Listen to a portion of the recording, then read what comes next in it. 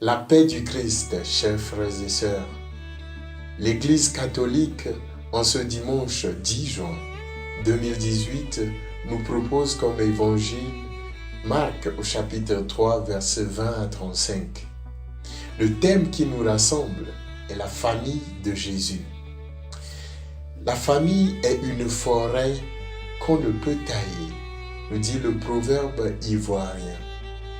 Comme une forêt, la famille de Dieu contient tous les hommes. En dépit de notre race, de notre sexe, de nos péchés, de nos remords, de nos difficultés, de nos douleurs, Jésus nous accueille. Ma famille, dit Jésus, c'est celui qui fait la volonté de Dieu.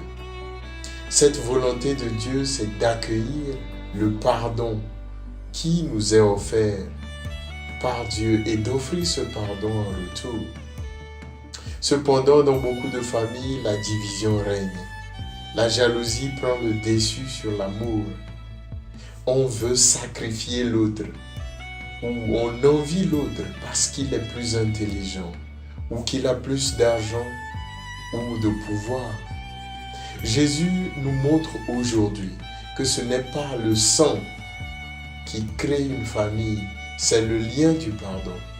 C'est facile d'accuser l'autre, comme Adam, dans la première lecture, accuse Ève d'être la cause de son péché, la cause d'avoir mangé du fruit de l'arbre. Oui, les accusations dans nos familles créent des tensions de telle sorte que les frères et les sœurs jurent de se nuire. D'autres se battent même devant la dépouille de leurs parents. On refuse non seulement de pardonner à son frère, mais aussi on n'accueille pas le bien qui peut sortir du cœur de l'autre. Parce que notre cœur est jaloux et aveuglé par la colère. Même le bien que l'autre fait nous rend malades, nous rend aigris. Quand nos cœurs refusent d'accueillir le pardon de Dieu et des autres, quand nous refusons d'écouter la voix en nous qui nous appelle à nous réconcilier et que nous prenons satisfaction et jouissance à faire du mal à autrui, le Seigneur nous déclare que ce péché est impardonnable. La formule est toute simple. Dieu ne peut nous sauver sans nous.